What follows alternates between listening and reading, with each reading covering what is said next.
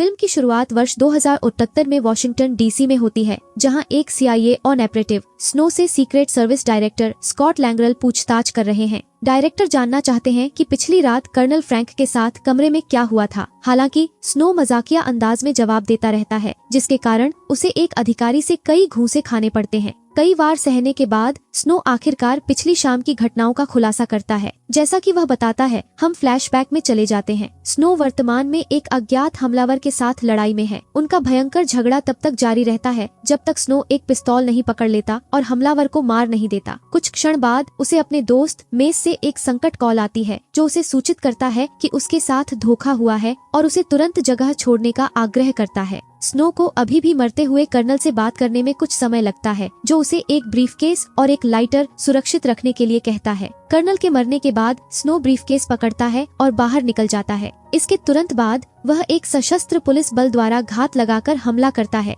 जो उस पर गोलीबारी शुरू कर देता है। बचने के लिए बेताब स्नो छत पर पहुंच जाता है, लेकिन उसे निराशा होती है। वह एक लड़ाकू हेलीकॉप्टर द्वारा पकड़ा जाता है। कोई अन्य विकल्प न होने पर वह इमारत से कूद जाता है, जिससे वह दूसरी इमारत की खिड़की से टकराता है और सीधे जमीन पर गिर जाता है। कुछ मामूली चोटों के बावजूद वह पीछा कर रहे पुलिस बल से भागना जारी रखता है। कुछ ही समय बाद वह एक मोटरसाइकिल के पास आता है, जिसे वह चुरा लेता है। वह पूरी गति से राजमार्ग पर सवारी करता है और साथ ही मेस को कॉल करता है। उसे मेट्रो स्टेशन में मिलने के लिए कहता है। स्नो अंततः मेट्रो तक पहुंचने में सफल हो जाता है, जिसके बाद वह एक निर्दिष्ट प्लेटफॉर्म की ओर दौड़ना शुरू कर देता है। यह देखने पर कि ट्रेन जाने वाली है, वह ब्रीफकेस को उसके दरवाजे बंद होने से पहले अंदर फेंक देता है। इससे उसका दोस्त उसे सुरक्षित रूप से ले जा सकता है। कुछ सेकंड बाद पुलिस अधिकारी स्नो को पकड़ लेते हैं और उसे पुलिस स्टेशन ले जाते हैं। वर्तमान में वापस अपनी कहानी समाप्त करने के बाद स्कॉट उस पर कर्नल की हत्या का आरोप लगाता है। जब वह इनकार करता है तो स्कॉट उसे स्नो द्वारा कर्नल को पीछे से गोली मारने का वीडियो फुटेज दिखाता है।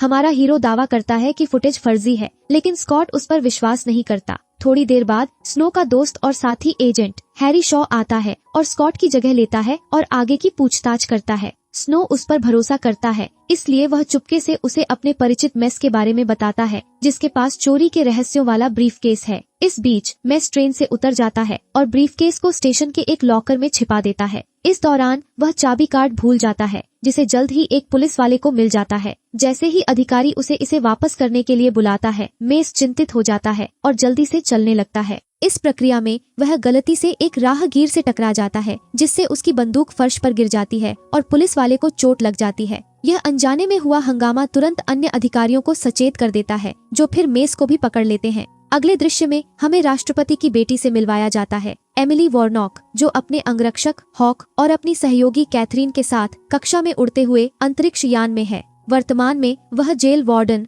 बार्न्स से बात करती हुई दिखाई देती है, जो उनके मिशन के बारे में संक्षिप्त जानकारी देता है। पता चलता है कि समूह MS-1 की ओर जा रहा है, जो 500 कैदियों को रखने वाला एक अधिकतम सुरक्षा वाला अंतरिक्ष कारावास है। बार्न्स बताते हैं कि MS-1 एकमात्र ऐसा जेल है जहां दुर्व्यवहार या दंगे नहीं होते, क्योंकि वे कैदियों को सुला देते हैं। हालांकि यह बात एमिली को चिंतित करती है, क्योंकि कई रिपोर्ट बताती हैं कि कैदियों को स्थिर अवस्था में रखने से उनमें मानसिक अस्थिरता विकसित हो सकती है। आगमन पर वे हाइबरनेशन चैम्बर में लिफ्ट लेने से पहले मानक प्रक्रिया से गुजरते हैं। इस दौरान एमिली बार्न्स से पूछती है कि क्या इस जेल का वास्तविक उद्देश्य मनुष्यों पर गहरे अंतरिक्ष अन्वेषण के प्रभावों का परीक्षण करना है। हालांकि बाद वाला जवाब देता है कि वह सिर्फ एक कर्मचारी है और उसे इस बारे में कुछ नहीं पता। फिर वे एक बड़े कक्ष में पहुंचते हैं, जहां कैदी अपने अपने हाइबरनेशन कैप्सूल में सो रहे हैं। ऐसा लगता है कि वार्डन ने एक साक्षात्कार कक्ष तैयार किया है, लेकिन वे अंदर कोई हथियार नहीं ले जा सकते। इस चेतावनी के बावजूद हॉक अपनी पैंट के नीचे एक छोटा सा बंदूक छिपा लेता है, ताकि अगर कुछ गड़बड़ हो जाए तो उसे बचा सके। थोड़ी देर बाद एमिली को एक विक्षिप्त कैदी हाइडेल का साक्षात्कार करने की अनुमति दी जाती है।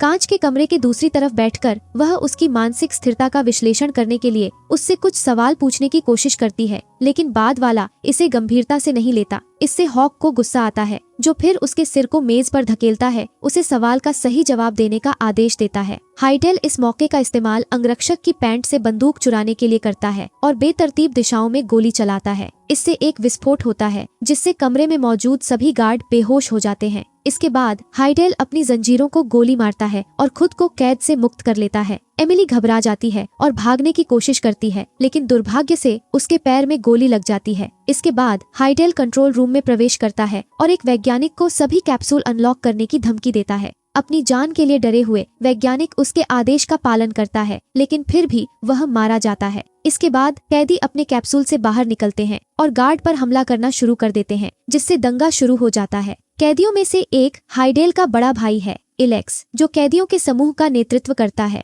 आखिरकार वे पूरे परिसर में फैलना शुरू कर देते हैं और सभी को बंधक बना लेते हैं। साक्षात्कार कक्ष में वापस हॉक अपनी चेतना वापस पा लेता है और तुरंत स्कॉट को चेतावनी संकेत भेजता है, इससे पहले कि उसे ले जाया जाए। चल रहे हंगामे से लो ऑर्बिट पुलिस विभाग LOPD सतर्क हो जाता है, जो फिर जेल जहाज का निरीक्षण करने के लिए आगे बढ़ता है। पुलिस के दृष्टिकोण से अवगत इलेक्स एक अन्य वैज्ञानिक को सुरक्षा प्रणाली को सक्रिय करने के लिए मजबूर करता है। हाइडेल फिर एक बड़ा बटन दबाता है, जिससे जेल जहाज पुलिस जहाज पर गोली चलाता है।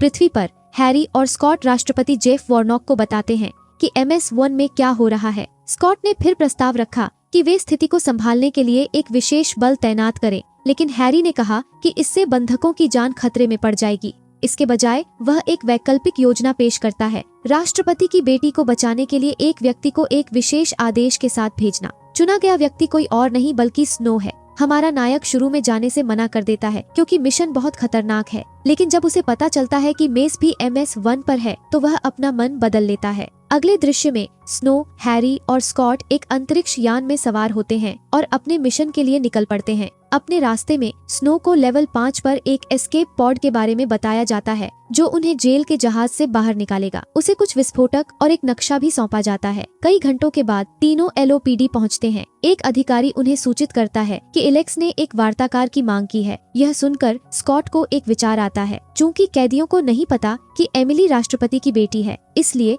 वह LOPD अधिकारियों में से एक को वार्ताकार के रूप में भेजने का फैसला करता है और उन्हें धोखा देकर उसे रिहा करवाता है। निर्देशानुसार अधिकारी जेल जहाज में प्रवेश करता है और पहले कम से कम एक बंधक को रिहा करने के लिए बातचीत करता है। जब बुरे लोग सहमत हो जाते हैं तो अधिकारी कहता है कि बंधक एक घायल महिला होनी चाहिए, जिससे इलेक्स एमिली को चुनता है। हालांकि हाइडेल उसे जाने देने से इनकार कर देता है, शायद इसलिए कि उसे उससे कुछ और चाहिए। फिर पागल आदमी कैथरीन को गोली मारता है और अधिकारी से उसे ले जाने के लिए कहता है। हालांकि गोली सीधे उसके सीने में लगी, जिससे उसकी तत्काल मृत्यु हो गई। इस बीच स्नो LOPD से निकल जाता है और कैदी जहाज पर उतरता है, लेकिन उसे एक कैदी देख लेता है। फिर वह इलेक्स को जानकारी देता है और दावा करता है कि यह सब एक साजिश है। इस विश्वासघात से क्रोधित होकर इलेक्स वार्ताकार को मार देता है और अपने आदमियों को हमलावर को मारने का आदेश देता है। कुछ ही देर बाद उसने एमिली का ID कार्ड देखा और उसके सरनेम से पता चला कि वह राष्ट्रपति की बेटी है। इस बीच एमिली और हॉक लिफ्ट में हैं। उन्हें वापस बंधक कक्ष में ले जाया जा रहा है। भागने के अवसर के रूप में इसे भांपते हुए एमिली ने एक अग्निशामक यंत्र पकड़ा और कैदी पर स्प्रे किया, जबकि हॉक ने उसे मुक्का मारा। उसी समय लिफ्ट खुलती है और स्नो को प्रकट करती है।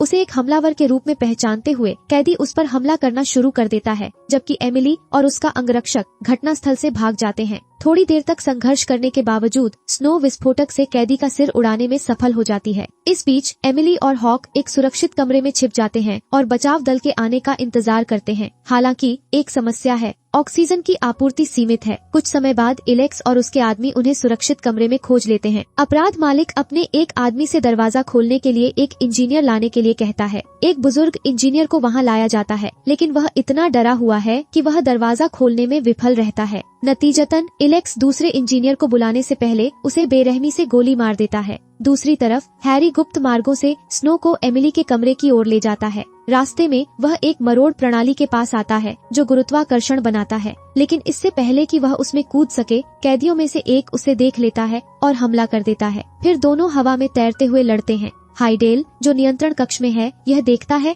और कंप्यूटर सिस्टम को गोली मारता है, जिससे टॉर्शन सिस्टम बंद हो जाता है। गुरुत्वाकर्षण बंद होने के कारण कैदी नीचे गिर जाता है, जबकि स्नो रस्सी पर लटकने में कामयाब हो जाती है। जब हैरी को इस बारे में पता चलता है तो वह टॉर्शन सिस्टम को फिर से सक्रिय करता है, जिससे स्नो ऊपर चढ़ सकती है। इस बीच सुरक्षित कमरे में ऑक्सीजन धीरे धीरे खत्म हो जाती है, जिससे स्थिति और गंभीर हो जाती है। इसलिए हॉक एक कठिन निर्णय लेता है। वह अकल्पनीय काम करता है ताकि एमिली को अधिक समय मिल सके। थोड़ी देर बाद स्नो सुरक्षित कमरे के ठीक ऊपर पहुंचती है और शाफ्ट के ढक्कन को उड़ाकर अंदर घुस जाती है। इस समय तक एमिली पहले से ही बेहोश पड़ी हुई है। जैसे ही वह यह जानकारी LOPD को देता है, एक डॉक्टर उसे पुनर्जीवित करने की प्रक्रिया के माध्यम से मार्गदर्शन करता है। शुक्र है कि वह वापस जीवित हो जाती है। फिर दोनों शाफ्ट के माध्यम से रेंगते हुए बाहर निकलते हैं, इससे पहले कि एलेक्स और उसके आदमी अंदर घुसते हैं। हैरी उन्हें बाहर निकलने की ओर मार्गदर्शन करना जारी रखता है, लेकिन उनकी आवाज एलेक्स को सुनाई देती है। परिणाम स्वरूप वह एक संचार अधिकारी को बुलाता है और उसे रेडियो चैनल बंद करने का आदेश देता है।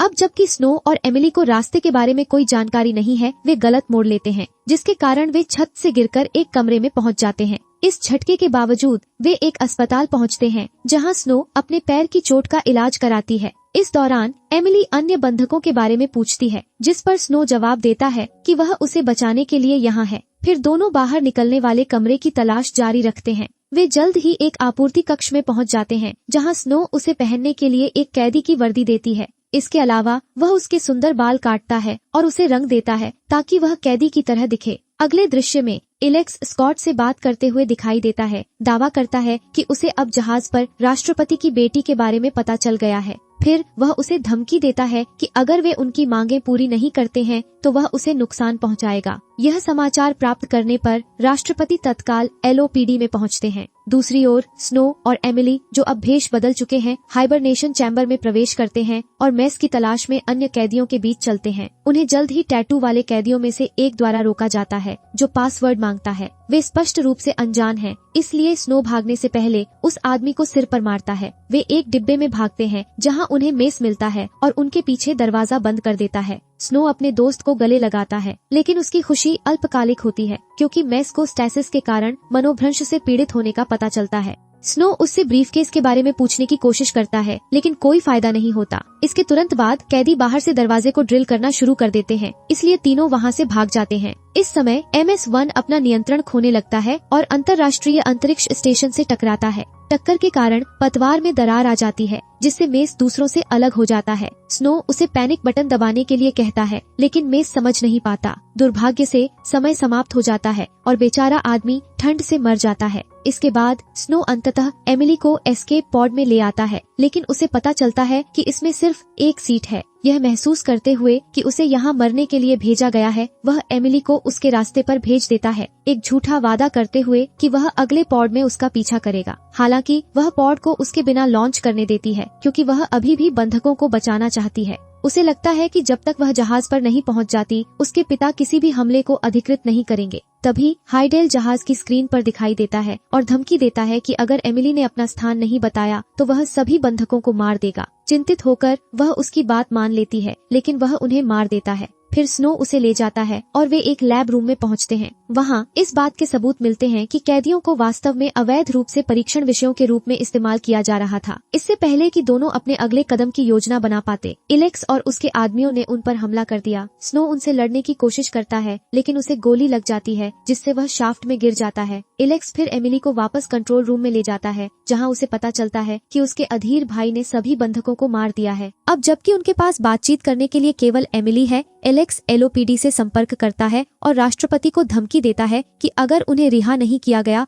तो वह उनकी बेटी को मार देगा। वह एमिली को उसके पिता से बात करने की अनुमति देता है, लेकिन वह आग्रह करती है कि अंतरिक्ष यान को उड़ा दिया जाए, क्योंकि सभी बंधकों को मार दिया गया है। इसके बावजूद राष्ट्रपति घेराबंदी की अनुमति देने से इनकार कर देते हैं। कोई अन्य विकल्प न होने पर स्कॉट अस्थायी रूप से उसे अपनी कमान से मुक्त कर देता है, जिसकी संविधान अनुमति देता है, जब राष्ट्रपति राष्ट्रीय सुरक्षा पर व्यक्तिगत चिंताओं को प्राथमिकता देता है। इसके बाद स्कॉट MS-1 के विनाश के लिए हरी झंडी देता है। इस बीच हैरी स्नो से संपर्क करता है, जो अपनी बुलेट प्रूफ जैकेट की बदौलत अभी भी जीवित पाई जाती है। हैरी उसे अतिरिक्त स्पेस सूट के बारे में बताता है, उसे इसे पहनने और तुरंत जहाज से बाहर निकलने का आग्रह करता है। कैदियों के जहाज में हाइडेल एमिली पर अपना दावा जताने की कोशिश करता है, लेकिन एलेक्स उसे रोक देता है। इसके बाद दोनों भाइयों के बीच लड़ाई शुरू हो जाती है, जो कुछ समय तक आगे पीछे चलती रहती है, लेकिन अंत में खतरनाक हाइडेल अपने भाई को चाकू घोंपकर मार डालता है। फिर वह एमिली के पीछे जाता है, लेकिन स्नो उसे बचाने के लिए समय पर पहुंच जाती है। जैसे ही LOPD सुरक्षा बल भेजा जाता है, स्नो और एमिली स्पेस सूट डिब्बे की ओर भागते हैं। कैदियों ने उनका पीछा किया। वे किसी तरह डिब्बे में घुसने में कामयाब हो जाते हैं और अपने पीछे दरवाजा बंद कर लेते हैं। साथ ही सुरक्षा बल जेल के जहाज पर 30 सेकंड के टाइमर के साथ कई विस्फोट विस्फोटक लगाते हैं। इस समय सीमा के भीतर स्नो और एमिली अपने स्पेसर सूट पहनते हैं और विस्फोट होने से ठीक पहले जहाज से कूद जाते हैं। कुछ देर तक मुक्त रूप से गिरने के बाद वे सौभाग्य से पृथ्वी पर सुरक्षित रूप से उतरने में कामयाब हो जाते हैं। इसके बाद एमिली को बचा लिया जाता है, जबकि स्नो को गिरफ्तार कर लिया जाता। कुछ दिनों बाद वह अस्पताल में मेस द्वारा अपने अंतिम क्षण में उसे बताए जाने वाले रहस्य को समझने की कोशिश करती हुई दिखाई देती है। कुछ समय बाद उसे पता चलता है कि मेस की असंगत बातें वास्तव में एक कोड थीं, जो फ्रैंक के ब्रीफकेस के स्थान का खुलासा करती है। वह कोड का उपयोग करती है और ब्रीफकेस को सफलतापूर्वक वापस पा लेती है। वह उस मोटल के कमरे में भी जाती है जहां फ्रैंक की हत्या की गई थी, ताकि यह पता लगाया जा सके कि उस दुर्भाग्यपूर्ण दिन वास्तव में क्या हुआ था। कुछ शोध करने पर एमिली को अंततः पता चलता है कि स्नो ने एक अदृश्य घुसपैठिए की ओर गोली चलाई थी, जिसका लक्ष्य कर्नल था। नतीजतन स्कॉट, जो पड़ोसी की छत से देख रहा था, ने सोचा कि स्नो ने फ्रैंक को गोली मार दी है। एमिली फिर ब्रीफकेस अपने पिता के पास ले जाती है ताकि वह आवश्यक कार्रवाई कर सके। कई दिनों बाद पुलिस को पता चलता है कि हैरी वास्तव में एक मोल था और उसे तुरंत गिरफ्तार कर लिया जाता है। जब मामला आखिरकार सुलझ जाता है तो स्नो को रिहा कर दिया जाता है और उसकी संपत्ति वापस कर दी जाती है, जिसमें फ्रैंक द्वारा उसकी मृत्यु से पहले उसे दिया गया लाइटर भी शामिल है। सिगरेट जलाने की कोशिश करते समय स्नो को लाइटर में छिपा हुआ एक मेमोरी कार्ड मिलता है, जो असली सामग्री होती है जिसे कर्नल उसे सुरक्षित रखना चाहता था। अचानक एमिली उसके पास आती है, जो उसका असली नाम मैरियन जानने के बाद उसे चिढ़ाती है। मैं भी उसे चिढ़ाता हूँ। फिल्म खत्म होती है जब दोनों एक दूसरे के प्रति अपनी भावनाओं को व्यक्त करते हुए चले जाते हैं। इस तरह के और वीडियो के लिए सब्सक्राइब करें, नोटिफिकेशन चालू करें और चैनल की मदद करने के लिए लाइक करें। देखने के लिए धन्यवाद।